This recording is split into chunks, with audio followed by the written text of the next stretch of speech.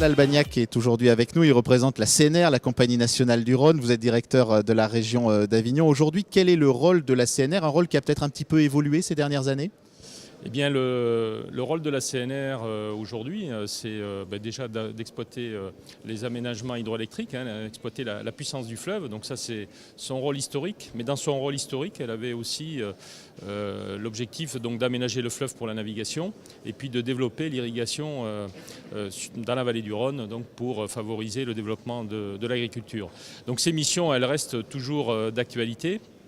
Et ce sont des missions qui sont solidaires entre elles, c'est-à-dire que ce sont les recettes de la production d'électricité qui permettent de financer le développement de la navigation sur le fleuve et le développement des usages agricoles. Donc une autre des missions de la CNR, c'est aussi de contribuer au développement économique des territoires, notamment par l'aménagement des plateformes industrielles et portuaires qui sont installées tout le long du fleuve. Donc ça, c'est une mission qui est bien sûr toujours d'actualité, d'autant plus sur cette région d'Arles où nous avons donc une zone industrielle et un port qui est exploité, un port de commerce sur le domaine concédé, donc qui est exploité par la CCI. Vous êtes aussi un opérateur dans le domaine de l'énergie. Il y a bien sûr l'hydraulique, mais il y a aussi désormais les éoliennes. Alors effectivement, notre spécificité, c'est d'être un producteur d'énergie 100% renouvelable. Nous sommes le seul producteur en France qui peut afficher cette particularité.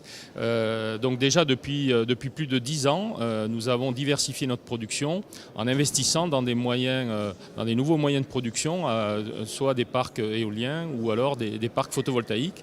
Que nous avons installés à la fois sur la vallée du Rhône, mais en dehors également de la vallée du Rhône, notamment les parcs éoliens qui se trouvent au nord de la France et dans l'ouest de la France.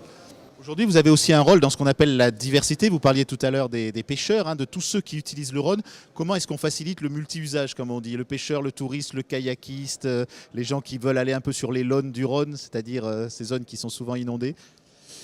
Oui, alors c'est toujours un exercice difficile que de mettre tout le monde d'accord, mais je crois que c'est ce qui fait l'intérêt de notre métier aussi, c'est de pouvoir réunir tout le monde autour du fleuve.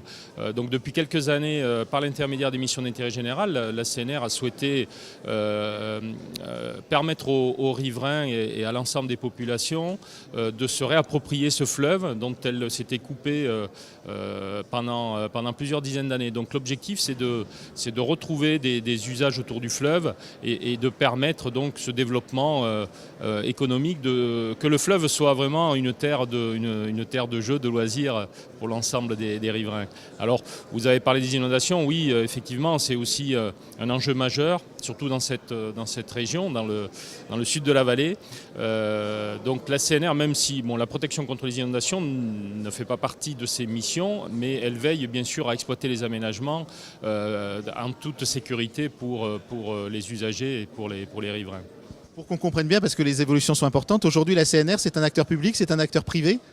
Alors la CNR, c'est une société de droit privé, mais qui bien sûr donc, a dans son capital une participation publique majoritaire, au travers donc des collectivités, de la Caisse des dépôts et de consignation, et également des chambres de commerce et des régions sur la vallée du Rhône.